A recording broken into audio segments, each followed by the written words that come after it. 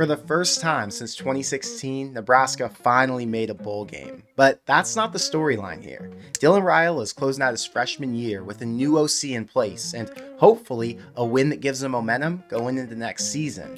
Bill O'Brien's first year at BC was a hit. They beat Florida State in Tallahassee, a top 25 team in Syracuse, and now they head to New York after winning 3 of their last 4. Boston College wants to win, but at Nebraska, it feels like they have to. So today we'll talk about the matchup, the updated depth chart, and who's better positioned to pull off the win. But what's up, guys? I'm Connor Hayden, and this is Crazed. If you're a fan of Nebraska or the Big Ten, hit the subscribe button so you don't miss my post-game reaction. And if you think Holgerson's offense will score at least 21, hit the like button and help us get to 1,000. But now, let's get into it. Cornhuskers up there, underneath, caught, touchdown Nebraska!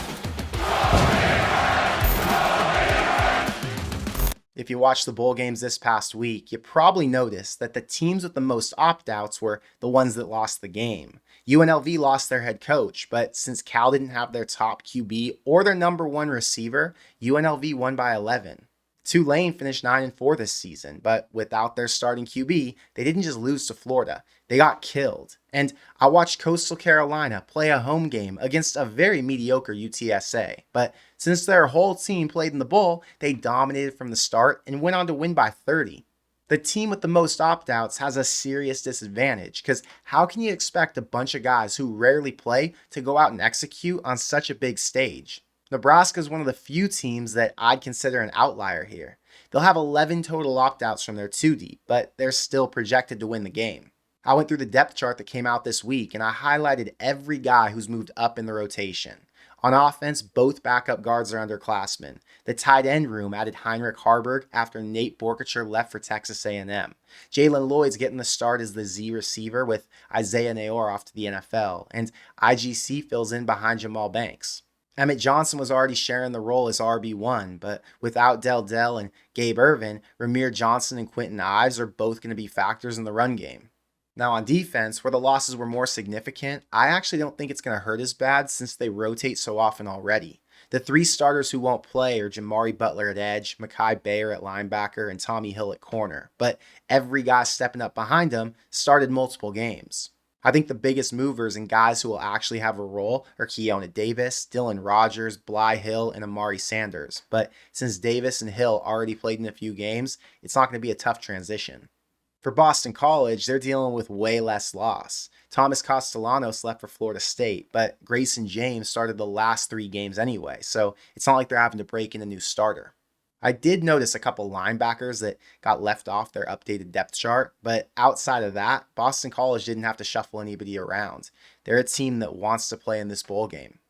We're going to get to the matchup and who has the edge, but first, I got to shout out today's sponsor, Prize Picks. I've been setting lineups all season long, and I've won almost $5,000 so far picking college football, NBA, and NFL players to go for more or less than their projected lines.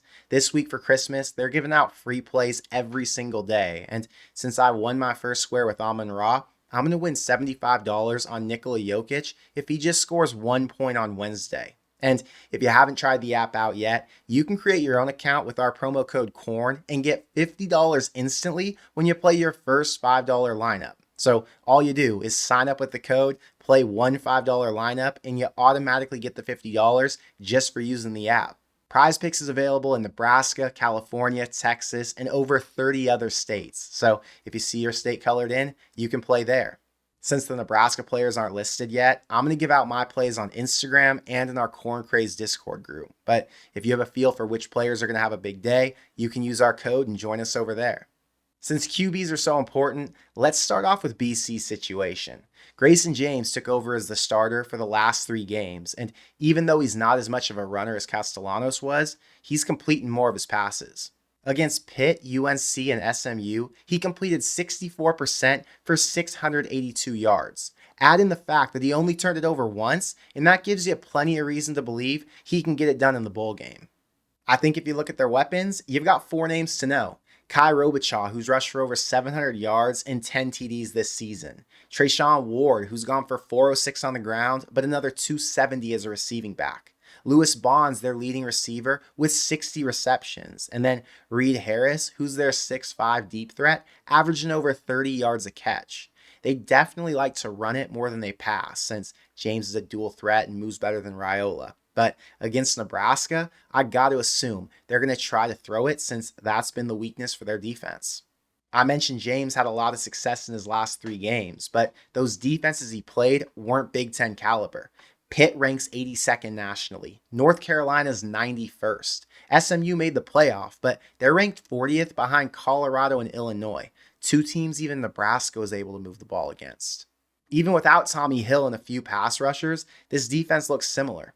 The secondary saw no changes. Javen Wright's starting over Bayer, but he finished second on the team in tackles last season, and he got the start against Iowa. The depth might be different on the line and at edge, but they're all guys who are already expecting a bigger role next season. I know Iowa didn't have their starting QB, and Rutgers looked bad when they came to Lincoln, but statistically, Boston College is really similar to those two, and Nebraska had no problem stopping them. Flipping to the other side, I think we're going to see a more polished offense now that Dana's had an extra few weeks to work on a game plan. The depth chart shows that Lloyd's one of the top 3 receivers, which I think we all thought should have been the case back in the fall. And now that Harward's working with the tight ends, that's another weapon they're going to use who could be a huge mismatch for linebackers. I'd say running the ball this week might be tough without Dowdell to break down the line, but part of the reason they were able to hold UNC and Pitt to less than 40 yards rushing was because they had a big lead early, and the only option was to throw the ball. The biggest problem for Raiola's line is going to be Donovan Ezeraku, who leads their team with 80 tackles, 21 for loss, and 16.5 sacks. Now, to put that into perspective, that's 10.5 more sacks and 10 more tackles for loss than Ty Robinson has. For a team that just gave up 4 sacks to Iowa and ultimately lost that game because Raiola got stripped in the backfield, Ezeraku makes me extremely nervous. Looking at the edge, BC's offense has been way more consistent. They obviously play weaker competition and weaker defenses in the ACC, but their QB plays good. They aren't turning it over as much as Nebraska does, and the weapons on offense are going to be tough to stop. Now, even without Tony White, Nebraska's D is the best unit on the field. Nash and Ty are a force up front. Lenhart, Sherman, and Bullock have all played well against better competition, and even though the secondaries hit some rough patches, they forced 12 turnovers this season. On special teams, Boston College only attempted 4 field goals this year, and they averaged less than 37 yards a punt. Nebraska's had some struggles with the snap, but holes hit from long and pressure situations, and Buschini's a much better punter. Add in the success as a field goal block unit, and there's enough to give this one to Nebraska. As far as coaching goes, we're getting to see some of the best in the sport. O'Brien and Rule have both been NFL head coaches, and they both coached in other Power 4 conferences before the ones they're at now. 3 of their 4 coordinators have been a Big 12 head coach, an NFL DC, and a Big 10 DC before they took these jobs. You could say Bill O'Brien's got the edge because of his experience, but Rule's been more successful since his teams have played in championship games. And last is motivation, which in bowl games usually determines the winner. Most of Nebraska's guys are playing in their first bowl game ever, and I'm sure BC has a lot of pride since they're playing this one close to home. It's not a big brand game, but I think both teams are really excited and they'll make it competitive. Vegas has Nebraska listed as a 3.5 point favorite, and it actually went up from 2.5 after Dante Dowdell hit the portal. I jumped on Nebraska money line at -125 because given more than 3 points in a game that's supposed to be low scoring just didn't feel like a good idea. I went back and checked the Pinstripe Bowl's history, and I saw that Big Ten teams have gone 9-1 against their Big 12 or ACC opponent, so I'd assume there's usually a pretty significant talent edge for the Big Ten team playing. I respect a 7-win season in the ACC, but if Nebraska played in that conference, what would their record be? If you're going to bet this game as a neutral fan, I think riding the bigger, faster players is probably the better idea. And even though Rule's had a rough start in these first 2 years, his team should still be able to handle a school that ranks 35 spots behind them talent-wise. When I first found out Boston College was their opponent, I was excited for two reasons. One, because Bill O'Brien's team should be good enough to present a real challenge, and they're not going to let you walk all over them. And two, because even though they're competent and have some good players, they're still weak enough to lose to a team like Nebraska. Having as many opt-outs as they do, but still being listed as a favorite, is a sign for what's to come. It's a reminder that even though they struggle to win 6 games in the Big Ten, that they can still beat up on teams that aren't as strong or aren't as fast. Now, they've obviously got to prove it on the field, but with Dana's presence on offense and a run game that's gotten better since he took over the play calling, I'm expecting things to look a lot more like they did against Wisconsin than any of those other recent losses. It's going to be cold, and it might even be wet, but if I'm Dana, working with as much speed as he has, I go into this with a plan to get the ball in my playmakers' hands, even if that means telling Dylan to check it down out of the backfield or throw it short over the middle. Grayson James being a dual threat makes me a little nervous, but he hasn't seen a defense as fast as Nebraska's. So I think a turnover or two could break his confidence and shift the momentum early on. So because I want it to happen and because Rule needs it to happen, I'm taking Nebraska to win 27-20 to take home their first bowl game trophy since 2015 after they beat UCLA in the Foster Farms Bowl. And hopefully that gives this team the momentum they need for a fast start next season.